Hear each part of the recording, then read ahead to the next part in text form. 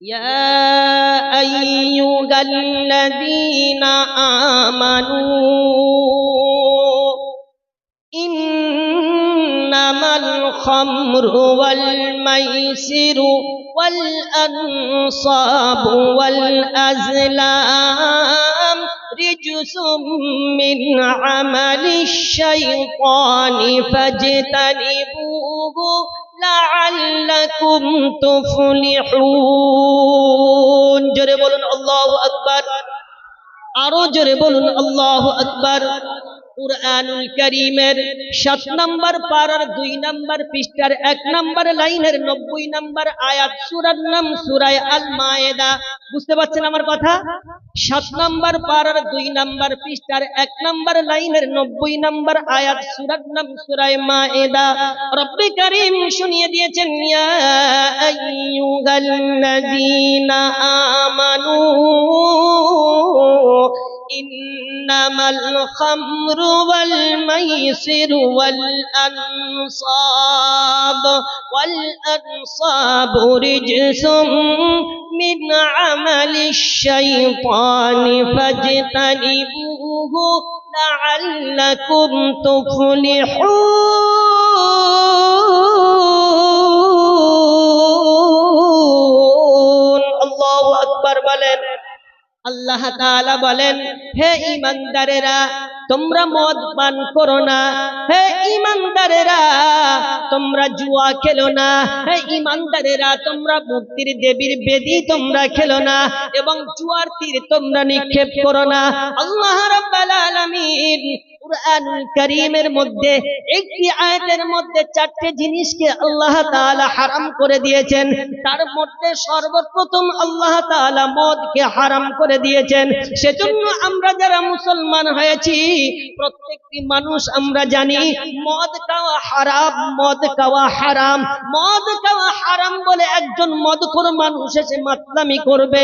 মদ খাবে গাইতে তার মদের বদবু বার হবে গন্ধ বার হবে ওই মানুষটাকে আমরা মসজিদে নামাজ পড়তে দেব না এটাই তো ঠিক বলুন মদ খাওয়া হারাম ও মদ খেয়েছে হারাম কাজ করেছে ওরকম হারাম খোরকে আমরা মসজিদে উঠতে দেব না এটা প্রত্যেকটি মুসলমান আমরা জানি তো ইনশাআল্লাহ বলুন জানি তো আমরা সবাই জানি সেজন্য কোন মদখোর যদি মসজিদে ঢোকে মদখোর যদি নামাজ পড়তে যায় মদখোর যদি মসজিদের বারান্দায় বসে থাকে আমরা তাকে সেখান থেকে ঘাট ধাক্কা দিতে বার করে দিই এটা কেন করি এটা মদ খাওয়া হারাম সেজন্য করি মদ খাওয়া হারাম করেছেন কি আল্লাহ তাআলা বলেছেন কোথায় কুরআনুল কারীমে সে প্রমাণটা আমরা পেয়ে গেছি সেজন্য আমরা মুসলমান এটাকে মানি তাই তো বলুন এটাকে আমরা মানি আচ্ছা ঠিক আছে চলুন এবার দেখুন আল্লাহ তাআলা সুদ খাওয়াটা হারাম করেছে না হালাল করেছে বলুন তো দেখি হারাম না হালাল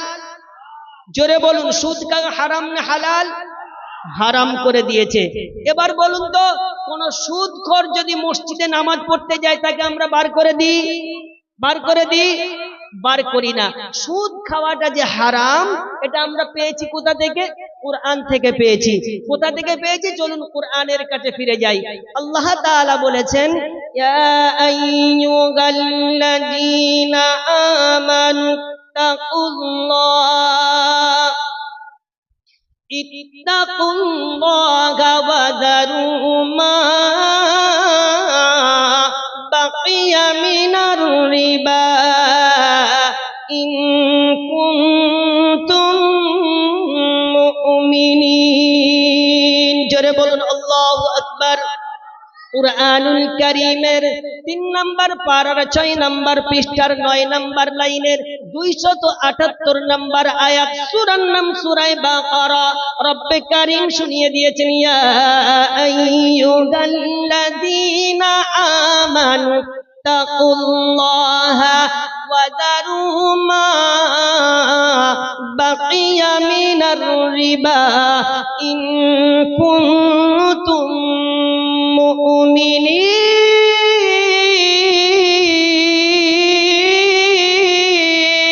আল্লাহু আকবার বলেন আল্লাহ তাআলা বলছেন, হে ঈমানদারেরা, যারা ঈমান এনেছো, আল্লাহর উপরে যারা বিশ্বাস করেছো, কলেমা পড়েছো, মুসলমান হয়েছো, নবীর উপরে যারা দরুদ পড়েছো, তোমরাই শোনো। আল্লাহ তাআলা কোন মুশরিক কাফেরকে বলেন নাই, কোন বেদুইনকে বলেন নাই, ইয়া আইয়ুহাল্লাযীনা আমানু দিয়ে আল্লাহ তাআলা শুধু ঈমানদারদেরকে সম্বোধন করে বলেন, ইয়া আইয়ুহাল্লাযীনা আমানু, হে ঈমানদারেরা, ইত্তাকুল্লাহ, তোমরা আল্লাহকে ভয় করো, ওয়াযারু মা বাকিয়া মিনার রিবা, যদি তোমরা সুদের ব্যবসা করে থাকো, সুদের লেনদেন যদি তোমরা করে থাকো, তাহলে তোমরা সুদ থেকে নিজে হেফাজত হয়ে যাও। যদি তোমরা মুমিন হয়ে থাকো, যদি তোমরা মুসলমান হয়ে থাকো, যদি তোমরা ঈমানদার হয়ে থাকো, তাহলে তোমরা সুদকে পরিহার করো, সুদ থেকে তোমরা ফিরে আসো। ঘোষণাটা কার? জোরে বলুন, কার ঘোষণা এটা? আল্লাহর ঘোষণা। ও মুসলমান, তোমাদের কাছে প্রশ্ন করে আমি বলতে চাই, যদি মদখোর, যদি হারামখোর হয়ে থাকে, কেন হারাম জিনিস ভক্ষণ করার পরিবর্তে যদি মসজিদ থেকে তাকে বার করে দাও, তাহলে সুদখোরকে কেমন করে তোমরা মসজিদের কমিটি বানাও? কথা বুঝতে পেরেছেন? কথা বুঝতে পেরেছেন? কথা কি আমি ভুল বলছি? উল্টো পাল্টা কথা বলছি কি? মদখোর মদ খেয়েছে তার জন্য হারামখোর, তাকে মসজিদে নামাজ পড়তে দেওয়া যাবে না, মদ পান করা অবস্থায় তাকে মসজিদে ঢুকতে দেওয়া যাবে না, তাহলে সুদখোরকে কোন লজ্জায় তোমরা মসজিদের কমিটি বানাও? মুসলমান এ বানাই কি বানাই না? বানাই কি বানাই না? হিসাব করে দেখুন, যাচাই করে দেখুন, রিপোর্ট গুলো নিয়ে দেখুন, মসজিদ কমিটির মধ্যে কতগুলো সুদখোর নামে হারামখোর ঢুকে আছে দেখুন। তাহলে এবার আপনারা বলুন, আমাদের বিচার কি ঠিক হয়েছে? এ বিচার কি ঠিক হয়েছে? এদিকের মানুষ কথা বলেন না কেন? বিচার ঠিক হয়েছে? মদখোরকে যদি মসজিদ থেকে যেমন করে বার করো, তেমন করে সুদখোরকে মসজিদের থেকে যদি বার করে দিতে, তাহলে মনে করতাম তোমরা সত্যিকারের ঈমানদার। আর যদি মদখোরকে মসজিদ থেকে বার করে দাও আর সুদখোরকে যদি জামাই আদর করে মসজিদের কমিটি বানাও, তাহলে তোমরা ঈমানদার নাও, মুনাফিক ছাড়া আর কিচ্ছু হতে পারে না। কথা ঠিক কি না? কথা ঠিক তো? তাহলে এবার বুঝে থাকলে বলবেন, আর বুঝে থাকলে এই সমস্ত কাজগুলো করবেন। কেন মদ খেলে গায়ে থেকে গন্ধ বাড়ায় বলে সেজন্য মদখোরকে তুমি মসজিদ থেকে নামিয়ে দিচ্ছ, আর সুদখোর এটা শক্ত বেঈমান, শক্ত হারামখোর, সেজন্য দেখতে পাও না বলে মসজিদে জামাই আদর করে তাকে সেক্রেটারি বানিয়ে রেখেছে। সেক্রেটারি বানাও, কমিটি বানাও, এটাই হলো মুসলমানের পরিচয়। সম্মানিত উপস্থিতি, বক্তব্য শুরুতে আরো কিছু কথা আপনাদেরকে চোখে আঙুল দিয়ে দেখাতে চাই, শুনবেন ইনশাআল্লাহ? কষ্ট হচ্ছে আপনাদের ইনশাআল্লাহ? সত্য কথা শুনতে গেলে একটুখানি কষ্ট করতে হবে। যদি আমি আমার কথা বলতাম তো তার বিরুদ্ধে আপনারা প্রতিবাদ করতেন, কিন্তু আমি মহান আল্লাহ তাআলার কথা বলছি। কার কথা? মহান আল্লাহ তাআলার কথা বলছি। আর যে কোনো কথা বলবো ইনশাআল্লাহ তাআলা আমি আপনাদেরকে আয়াতে কারিমা দিয়ে দেখিয়ে দেব ইনশাআল্লাহ তাআলা। আয়াতের নাম্বার, পৃষ্ঠা, পারা, সূরার নাম, রুকুর নাম সবকিছু বলে দেব, আপনারা মিলিয়ে দেখে নেবেন, নিজের বিবেকটাকে কাজে লাগাবেন, কুরআনুল কারীম বুঝতে শিখবেন, বোঝাতে শিখবেন, তারপরে সমাজকে পরিবর্তন করতে পারবেন। নতুবা সমাজকে কোনোদিন পরিবর্তন করতে পারবেন না।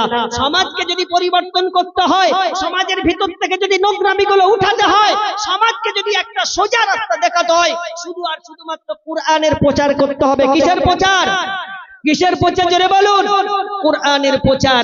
আজকে তো আমরা বিশাল বড় বড় দিনের দাওয়াত দেওয়ালা হয়েছি, 10 বছর, 15 বছর, 16 বছর, 20 বছর করে দিনের দাওয়াত দিচ্ছি, এখনো পর্যন্ত কুরআনুল কারীমটা পড়তে শিখিনি।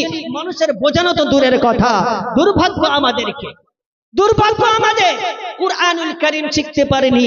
অথচ আল্লাহ তাআলা বলেছেন বিশ্ব নবী সাল্লাল্লাহু আলাইহি ওয়াসাল্লামকে, হে নবী তুমি দাওয়াত দাও, হে নবী তুমি তাবলীগ করো, হে নবী তুমি দ্বীন প্রচার করো। কি দিয়ে প্রচার করবে সেটাও আল্লাহ তাআলা বলে দিয়েছেন।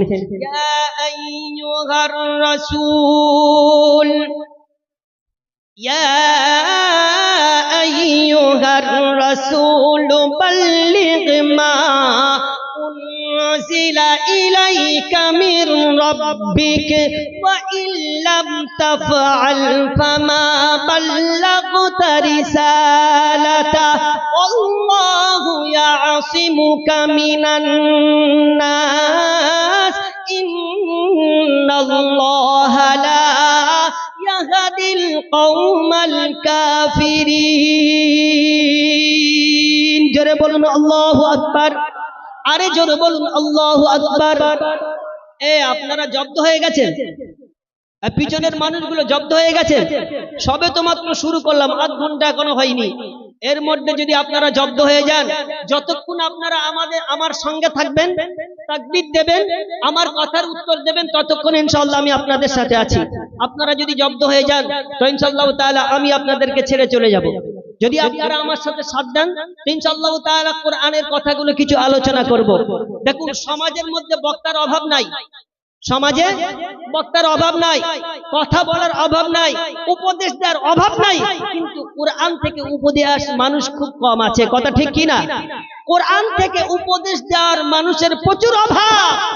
বক্তা আপনি দাওয়াত করে নিয়ে আসবেন, এসি মত করে এখন বক্তাগুলো এই মঞ্চগুলোকে, স্টেজগুলোকে, নবীর মেম্বারগুলোকে তারা নাটক সিরিয়ালের মতো বানিয়ে নিয়েছেন। কেউ এসে গান ধরছে, কেউ এসে কারের গীবত করছে, আবার কেউ এসে কানের ভিতরে হাত ঢুকিয়ে দিয়ে তার 14 গোষ্ঠীর ইতিহাস বলে চলে যাচ্ছে। আপনারা বলুন তো, আমি কি গল্প জানি না? আমার তো বয়স প্রায় 30-35 বছর হয়ে গেছে, 30-32-34 বছর হয়ে গেছে। তো 34 বছরে আমার জীবনের অনেক গল্প আছে, অনেক দূর পর্যন্ত পড়াশোনা করেছি, এ দেশ থেকে সে দেশ, এ গ্রাম থেকে সে গ্রামে পড়াশোনা করেছি। আপনাদের হাওড়া জেলায় আমি 12 বছর আছি, কত ইতিহাস আছে। আমি তো একটা ইতিহাস আপনাদেরকে যদি কায়দা করে বুঝিয়ে শোনাই তো আপনারা এখান থেকে উঠতে মন চাইবে না, কিন্তু আমি হয়তো সময়টা আপনাদের নষ্ট করে দেব, তাতে করে আমার কিছু ফল হবে না, আপনাদের কিছু ফল হবে না। আমার ওই ইতিহাস শুনে সমাজ যারা পরিমাণ উপকার পাবে না।